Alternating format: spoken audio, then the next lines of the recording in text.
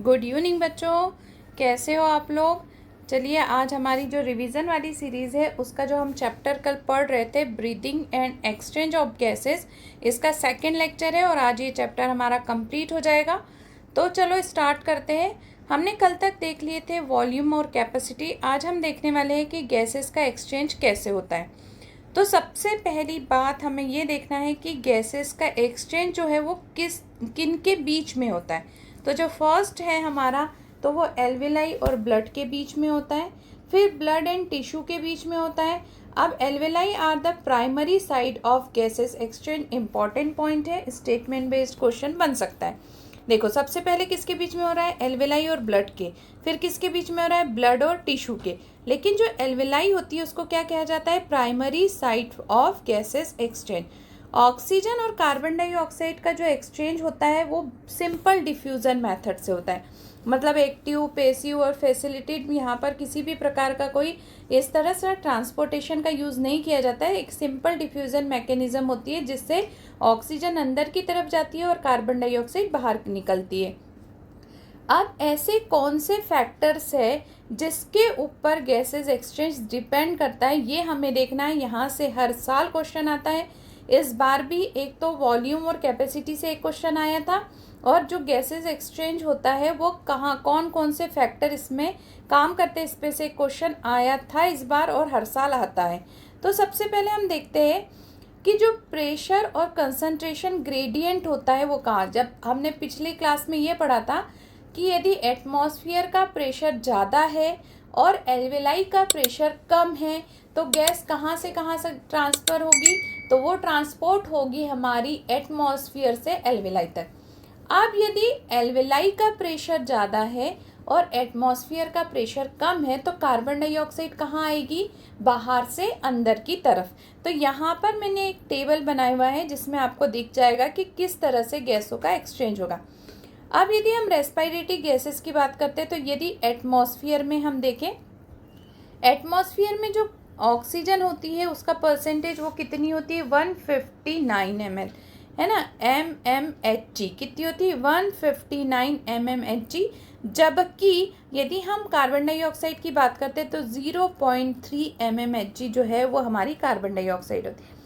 अब यदि हम एल्वेलाई में बात करते हैं तो एल्वेलाई में जब प्रेशर ज़्यादा यानी ऑक्सीजन जब ज़्यादा होगी तो कितनी, 104, तो याद रखना कि कार्बन डाइऑक्साइड वहाँ पर कम होगी। डीऑक्सीजनेटेड यानी जिसमें कि ऑक्सीजन कम है और कार्बन डाइऑक्साइड ज़्यादा है, तो ऑक्सीजन का प्रेशर कितना होगा, तो 40 mmHg होगा, और कार्बन डाइऑक्साइड का कितना होगा, तो 45 mmHg होगा। ऑक्सीजनेटेड ब्लड मतलब जिसमें कार्बन डाइऑक्साइड नहीं है और ऑक्सीजन है, तो वो उस ब्लड में जो है वो कितना प्रेशर होगा ऑक्सीजन का, तो वो होगा 95 mmHg, और ऑक्सीजन की कार्बन डाइऑक्साइड कितनी होगी, तो वो होगी 40 mmHg। अब यदि हम टिश्यू की बात करते हैं तो टिश्यू में जो कार्बन डाइऑक्साइड होती है वो कितनी होती है, तो 40 होती है, और कार्बन डाइऑक्साइड नहीं, ऑक्सीजन का जो लेवल होता है वो कितना होता है, 40, और कार्बन डाइऑक्साइड जो है उसका कितना होता है, 45। तो ये यहाँ पर जो प्रेशर लिखे हुए इसको बहुत अच्छे से लर्न कर लेना क्योंकि क्वेश्चन यहाँ से आता है। अब नीचे उसने देखो हमें क्या एक्सप्लेन करके बताया है, उसने ये बताया है कि partial pressure of oxygen in alveoli is more than कितना होता है, 104 mmHg, then that in blood capillaries 40 mmHg। यहाँ पर बात याद रखने की, क्या याद रखने की है कि एल्वेलाई में प्रेशर ज़्यादा होगा और जो टिश्यू यानी ब्लड जो है, ब्लड कैपिलरी, उसमें कैसा होगा, कम होगा। तो ऑक्सीजन डिफ्यूज़न इनटू कैपिलरी, तो ऑक्सीजन कहाँ पे डिफ्यूज़ होगी, कैपिलरी के अंदर, क्योंकि मैंने अभी आप लोगों को बताया कि जो गैसेस है वो high pressure to low pressure की तरफ जाती है। तो एल्वेलाई में प्रेशर ज़्यादा है, कितना है प्रेशर, 104 mmHg है, और जबकि जो ब्लड कैपिलरी है उसका वो कितना प्रेशर है, 40 mmHg। तो जो ऑक्सीजन है वो कहाँ से कहाँ जाएगी, तो एल्वेलाई से होकर वो कैपिलरीज के अंदर जाएगी। अब यदि हम ऑक्सीजन की बात करते हैं तो जो कार्बन डाइऑक्साइड का प्रेशर है जिसमें डीऑक्सीजनेटेड ब्लड है वो मोर देन कितना है, 45 mmHg। जबकि जो एल्वेलाई में है वो कितना है, तो वो 40 mmHg है। तो कार्बन डाइऑक्साइड का डिफ्यूज़न कहाँ से कहाँ तक होगा, तो जो कार्बन डाइऑक्साइड है वो डिफ्यूज़ होगी ब्लड से एल्वेलाई में, क्योंकि हमें क्या करना है, फिल्टर होकर जो कार्बन डाइऑक्साइड आई है वो ब्लड में, अब ब्लड से हमें इसको कहाँ लाना है, एल्वेलाई में, एल्वेलाई से हम कहाँ लेकर जाएंगे इसको, लंग्स में, लंग्स से हम इसको कहाँ लेकर जाएंगे, ट्रेकिया में, और फिर नॉस्ट्रिल के थ्रू इसको बाहर कर देंगे।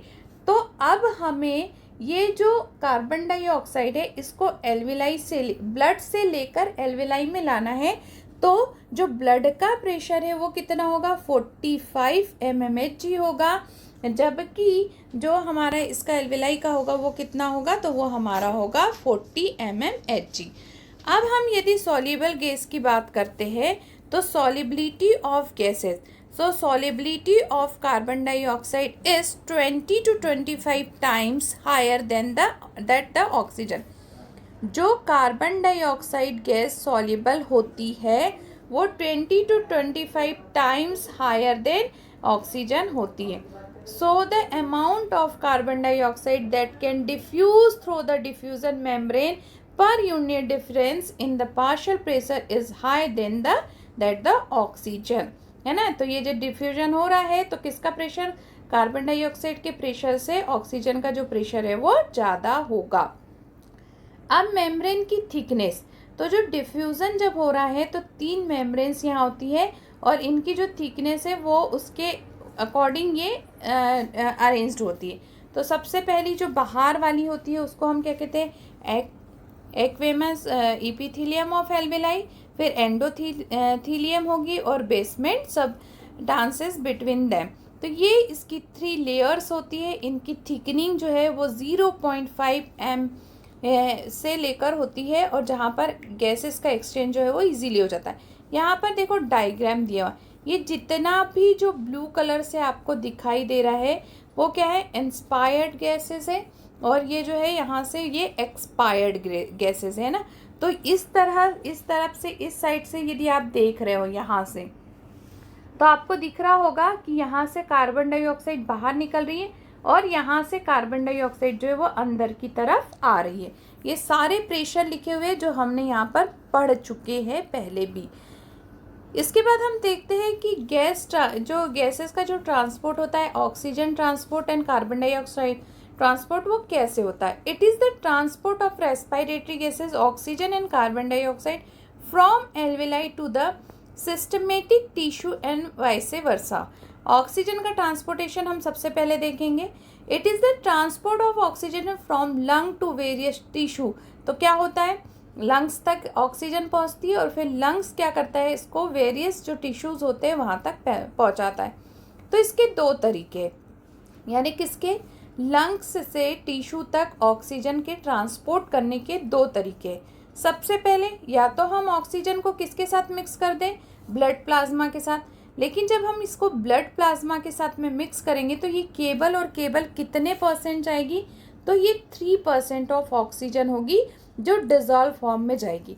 लेकिन अभी हमारे पास कितनी ऑक्सीजन बची है, 37% जो ऑक्सीजन है वो कैसे ट्रांसपोर्ट होती है, तो वो होती है हीमोग्लोबिन के थ्रू, यानी red coloured iron containing pigments जो होता है जिसको हम आरबीसी कहते हैं, और उसके थ्रू ये ऑक्सीजन उसके साथ, आरबीसी में क्या होता है, हीम होता है यानी हीमोग्लोबिन, इसके साथ ऑक्सीजन बाइंड करती है और ऑक्सी हीमोग्लोबिन बनाती है, और फिर ये हमारे लंग्स से सारे एल्वेलाई में, टिश्यूज़ में, ब्लड में, सब में ये ट्रांसफ़र होती है। ठीक है, तो ये याद रखना है परसेंटेज कि जो सॉल्युबल फॉर्म है उसमें कितने % ऑक्सीजन ट्रांसपोर्ट होगी, तो केवल 3% होगी।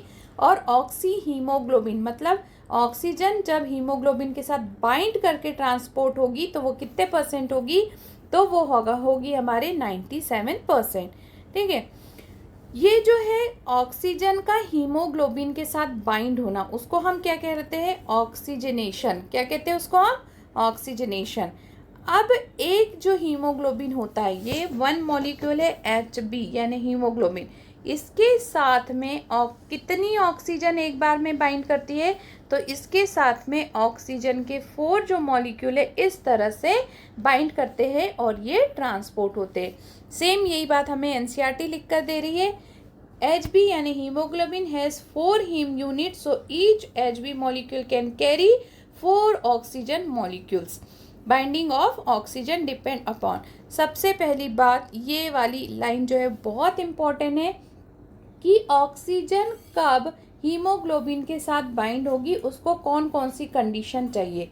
जब ऑक्सीजन प्रेशर ज़्यादा होगा, कार्बन डाइऑक्साइड का प्रेशर कम होगा, हाइड्रोजन आयन का कंसंट्रेशन ज़्यादा होगा और जो टेम्परेचर है वो हमारा वो कम होगा। देखो नीचे ये मैंने हाईलाइट कर कर लिखा है, in the alveoli high PO2 होना चाहिए, लो PCO2 होना चाहिए, लेस हाइड्रोजन आयन कंसंट्रेशन होना चाहिए और लो टेम्परेचर होना चाहिए। यदि ये कंडीशन है तो इससे इसका मतलब ये है कि ऑक्सीजन हीमोग्लोबिन के साथ बाइंड करेगी और जो ऑक्सी हीमोग्लोबिन है वो बनेगा और जो ऑक्सीजन है हमारी वो लंग्स से लेकर एल्वेलाई से टिश्यू, ब्लड और ब्लड से लेकर टिश्यू में ट्रांसपोर्ट हो जाएगी। आगे की तरफ हम देखते हैं किसके बारे में बात करने वाले हैं हम लोग। यहाँ पर एक ये बहुत इंपॉर्टेंट एनसीईआरटी की लाइन दी हुई है, every 100 ml of oxygenated blood can deliver around 5 ml of oxygen to the tissue. मतलब 100 ml जो ब्लड होता है उसमें 5 ml जो ऑक्सीजन है वो टिश्यू को ट्रांसपोर्ट होती है। ऑक्सी हीमोग्लोबिन डिसोशिएशन कर्व, यानी अभी एसोसिएशन पढ़ा था, अब हमें पढ़ना है डिसोशिएशन। तो डिसोशिएशन के लिए कौन कौन से फैक्टर चाहिए, तो सेम वही फैक्टर चाहिए, कार्बन डाइऑक्साइड चाहिए, हाइड्रोजन कंसंट्रेशन चाहिए, binding of oxygen with haemoglobin चाहिए, ये हम ऊपर पढ़ चुके। CO2 ट्रांसपोर्ट कैसे होती है, हमने वहाँ देखा था कि डिजॉल्व फॉर्म में 3% जो ऑक्सीजन है वो ट्रांसपोर्ट होती है। अब यहाँ पर हम देखेंगे कि कार्बन डाइऑक्साइड का ट्रांसपोर्टेशन कैसा होता है। तो टिश्यू टू लंग्स है ना, in tissue carbon dioxide is higher due to the carbon catabolism of and PO2 is low. जब भी PO2 लो होगी और कार्बन डाइऑक्साइड का कंसंट्रेशन ज़्यादा होगा तो इन लंग्स कार्बन डाइऑक्साइड का लंग्स में कैसा होगा, कम, और ऑक्सीजन कैसी होगी, हाई। तो हमेशा जो फिर गैस है वो कहाँ से कहाँ ट्रांसफ़र होगी, लंग्स टू एटमॉस्फेयर में ट्रांसफ़र होगी। इसके कितने वे हैं, वहाँ पर हमने कार्बन डाइऑक्साइड के ट्रांसपोर्टेशन के 2 वेज पढ़े थे, यहाँ पर 3 है। सबसे पहला जो है कार्बोनिक एसिड के फॉर्म में, तो जो 7% कार्बन डाइऑक्साइड है वो कार्बोनिक एसिड के फॉर्म में ट्रांसपोर्ट होती है, जो प्लाज्मा जो डिज़ोल्व होती है प्लाज्मा वाटर में और इसके थ्रू ये ट्रांसपोर्ट हो जाती है। दूसरा किसके फॉर्म में होती है, कार्बो हीमोग्लोबिन। जैसे वहाँ ऑक्सी हीमोग्लोबिन बना था वैसे यहाँ पर क्या बनता है, कार्ब एमिनो हीमोग्लोबिन। तो 20 से 25% जो कार्बन डाइऑक्साइड का ट्रांसपोर्टेशन होता है वो किससे होता है, कार्ब एमिनो हीमोग्लोबिन के थ्रू होता है। इसके बाद में हम थर्ड मेथड की बात करते हैं, तो सबसे ज़्यादा जो ट्रांसपोर्टेशन कार्बन डाइऑक्साइड का हो रहा है वो इसी से हो रहा है, जिसको हम कहते हैं बाइकार्बोनेट आयन के फॉर्म में। और ये कितने % ट्रांसपोर्ट करती है, तो ये 70% कार्बन डाइऑक्साइड का ट्रांसपोर्टेशन होता है। तो ये तीनों चारों चीज़ें इसको आपको बहुत अच्छे से ध्यान में रखना है। यहाँ पर हमने एक जो डिसोशिएशन कर्व देख रहे हैं, तो सबसे पहले क्या हो रहा है कि ऑक्सीजन का जो प्रेशर है वो बढ़ रहा है और फिर ऑक्सीजन का जो प्रेशर है कम हो रहा है। तो जैसे ही ऑक्सीजन का प्रेशर कम होता है वैसे ही ऑक्सी हीमोग्लोबिन बनना बंद हो जाता है। अब देखो, एक ऊपर चीज़ हमने पढ़ी थी कि 100 ml में कितनी ऑक्सीजनेटेड होती है, यानी कितनी ऑक्सीजन होती है, तो 5 ml होती है। वैसे ही एक लाइन और यहाँ पर इम्पॉर्टेंट है कि every 100 ml of deoxygenated blood, यानी 100 ml ब्लड है, जो डीऑक्सीजनेटेड ब्लड है उसमें कार्बन डाइऑक्साइड का अमाउंट कितना होता है एल्वेलाई में, तो वो होता है 4 ml of carbon dioxide. Oxygen कितनी होती है 5 ml और कार्बन डाइऑक्साइड कितनी होती है, तो वो होती है हमारी 4 ml। इसके बाद हम बात करते हैं कि हमारे बॉडी के अंदर जो रेस्पायरेशन है उसका रेगुलेशन कैसे होता है। तो रेगुलेशन के लिए हमारे पास में रिदम सेंटर्स होते हैं जो इंस्पायरेटरी और एक्सपायरेटरी रिदम सेंटर कहलाते हैं। जैसे हमारा हो गया मेडुला ऑब्लिगेंटा, रेगुलेटेड रेस्पायरी रिदम्स, जो न्यूमेटोटॉक्सिन सेंटर होता है जिसको हम पॉन्स कहते हैं, और रेस्पायरेटरी रिदम सेंटर। ये सारे जो है ये हमारे जो रेस्पायरेशन में इंस्पायरेशन और एक्सपायरेशन हो रहा है इसको कंट्रोल करने के लिए होते हैं। इसके बाद में हम देखते हैं कि सिंथेटिव जो एरिया होता है वो भी रिदम सेंटर से ही होता है। ये कार्बन डाइऑक्साइड और ऑक्सीजन दोनों के रेगुलेशन में एक मोस्ट इम्पॉर्टेंट रोल जो है वो प्ले करता है। अब देखते हैं कुछ डिसऑर्डर से जो रेस्पायरेटरी सिस्टम से रिलेटेड है। तो सबसे मोस्ट इम्पॉर्टेंट जो दो है वो है एक अस्थमा और दूसरा है एम्फाइसीमा। तो पूछा क्या जाता है इसमें से, ये पूछा जाता है कि अस्थमा किसके ऊपर किस पार्ट पे, यानी जो रेस्पायरेटरी ट्रैक है उसके किस पार्ट पर इफेक्ट करता है। तो ये ब्रोंकाई और ब्रोंकियोल्स पर, अस्थमा जो है वो किस पे करता है, ब्रोंकाई और ब्रोंकियोल्स पे करता है। जबकि हम यदि एम्फाइसीमा की बात करते हैं तो ये जो हमारी एल्विलर वॉल होती है इसको पूरा तरीके से डैमेज कर देता है, और ये जो डिसऑर्डर होता है इसकी वजह से सफोकेशन सा होने लगता है और रेस्पायरेशन जो है उसकी रेट जो है वो डिक्रीज़ हो जाती है। और इसका सबसे बड़ा कारण जो है वो स्मोकिंग है। जो सिगरेट स्मोकर्स होते हैं उसमें ये जो एम्फाइसीमा है ये होता है, तो एल्वेलाई की जो वॉल है वो डैमेज हो जाती है। क्वेश्चन हर बार यही पूछा गया है कि अस्थमा में कौन सा रेस्पिरेटरी ऑर्गन इफेक्ट करता है और एम्फाइसीमा में कौन सा करता है। तो याद रखना है, अस्थमा में ब्रोंकाई और ब्रोंकियोल्स करते हैं, जबकि एम्फाइसीमा में क्या करते हैं, तो एल्वेलाई की वॉल खराब हो जाती है। अब एक डिजीज़ होती है जिसको कहते हैं ऑक्यूपेशनल रेस्पिरेटरी डिसऑर्डर। तो जो इंडस्ट्रीज़ होती है और इंडस्ट्रीज़ में जो काम करने वाले वर्कर्स होते हैं उनके जो लंग्स डैमेज हो जाते हैं, वो वाली जो डिसीज़ होती है उसको कहते हैं ऑक्यूपेशनल डिसीज़ या रेस्पिरेटरी डिसऑर्डर कहते हैं, है ना। इसमें क्या होता है कि जो बहुत लंबे समय तक किसी भी मेटल के कांटेक्ट में काम करने की वजह से जो लंग्स है उसमें डस्ट पार्टिकल चले जाते हैं और वो उतनी स्पीड के साथ में जो ऑक्सीजन और कार्बन डाइऑक्साइड का एक्सचेंज है वो नहीं कर पाता, तो इसकी वजह से ही होती है। तो इसके लिए क्या प्रोटेक्शन लेना चाहिए, तो प्रोटेक्टिव जो मास्क होते हैं उसका यूज़ किया जाना चाहिए। तो ये हमारा चैप्टर आज कंप्लीट हो गया, breathing and exchange of gases. अब हम कल मिलेंगे नए चैप्टर के साथ में। तो चैप्टर को रिवाइज बहुत अच्छे से करिए, जिन पॉइंट्स को मैंने हाईलाइट किया है उसको आप अपनी एनसीईआरटी से भी पढ़ना और साथ ही इस वीडियो में भी देखना। ये जो पीडीएफ है इस पीडीएफ से काफ़ी इंपॉर्टेंट चीज़ें आप कवर कर सकते हो। तो इसी तरह के रिवीजन वाली सीरीज़ में हम फिर कल मिलेंगे नए चैप्टर के साथ में, नए रिवीजन के साथ। तो मिलते हैं कल, तब तक चैनल को लाइक कीजिए, सब्सक्राइब कीजिए और शेयर करना ना भूलें।